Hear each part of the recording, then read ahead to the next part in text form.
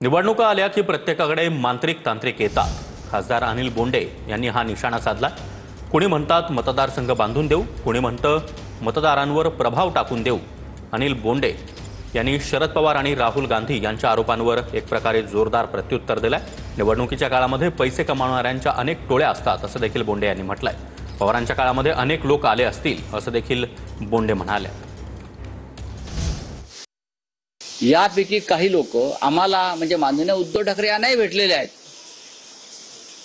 आम्हालाही भेटलेले आहेत। आम्ही त्यांना सांगितलं की आमचा लोकशाहीवरती विश्वास आहे। उद्धवजी त्यांना म्हणाले, मी तेव्हा उपस्थित होतो, पण त्यांनी इतकंही सांगितलं तुम्हाला जरी आवश्यकता वाटत नसली तरी समोर जे सरकारमध्ये आहेत त्यांनी अशा प्रकारची योजना ईव्हीएमच्या माध्यमातून आणि मतदार याद्यांच्या माध्यमातून जे काम केलं आहे त्याच्यामुळे तुमचं अपयश आम्हाला दिसतंय। आम्ही तुम्हाला मदत करू शकतो, तरी आमचा विश्वास निवडणूक यंत्रणेवर होता, निवडणूक आयोगावर होता।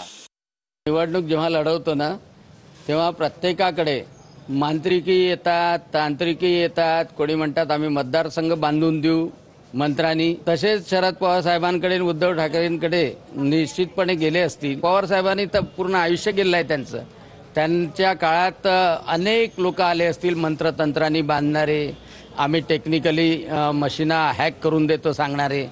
खरं जर पाहिलं तर जागरूक नेत्यांनी त्या लोकांना तातडीनं तेव्हाच पोलीस स्टेशनमध्ये देणं आवश्यक होतं, कारण असे फसवेगिरी करणारे जे भामटे असतात त्या भामट्यांना पकडणं हे खऱ्या नेत्याचं काम आहे।